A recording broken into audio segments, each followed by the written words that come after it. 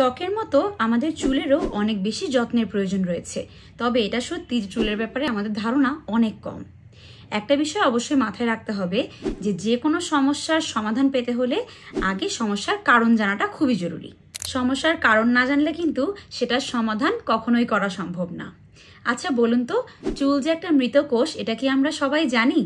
অথবা চুল ঝরে পড়া যে একটা ন্যাচারাল প্রসেস, এটাই বা আমরা কয়জন বিশ্বাস করি?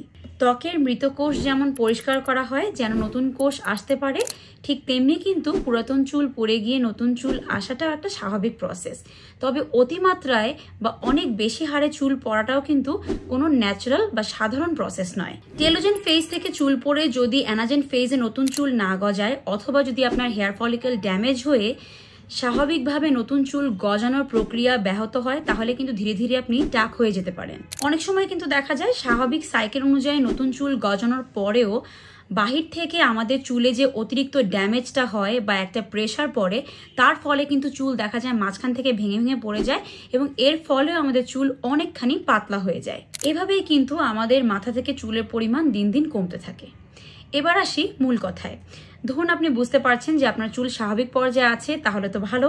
তবে যদি আপনি বুঝতে পারেন যে আপনার চুল যে হারে পড়ছে হয়তো সে হারে নতুন চুল গজাচ্ছে না, সেই ক্ষেত্রে আপনাকে বুঝতে হবে যে আপনার চুল স্বাভাবিকভাবে গজানোর প্রক্রিয়াটা বন্ধ হয়ে গেছে।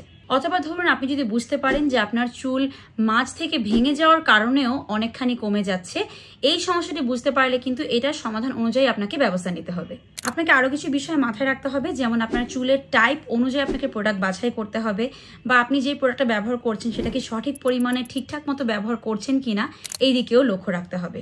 আরও অনেক কিছু বিষয়ের কারণে কিন্তু আমাদের চুল পড়া বেড়ে যায় বা দেখা যায় নতুন চুল গজানোতে একটা ব্যাঘাত ঘটে, সেই কারণগুলোর দিকেও লক্ষ্য রাখতে হবে। চুল পড়ে যাওয়ার উল্লেখযোগ্য কিছু কারণের মধ্যে রয়েছে ভেজা চুল আঁচড়ানো, চুল খুব টাইট করে বাঁধা, বা দেখতে পাচ্ছেন যে আপনার চুল আপনি অনেক টেনে জট ছাড়ানোর চেষ্টা করছেন।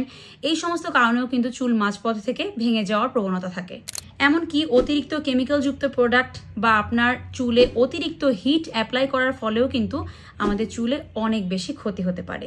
চুল যেহেতু আমাদের মেয়েদের সৌন্দর্যের একটা বিশেষ পার্ট, তাই আমাদেরকে এটার যত্নটাকেও খুব বিশেষভাবেই নেওয়াটা জরুরি।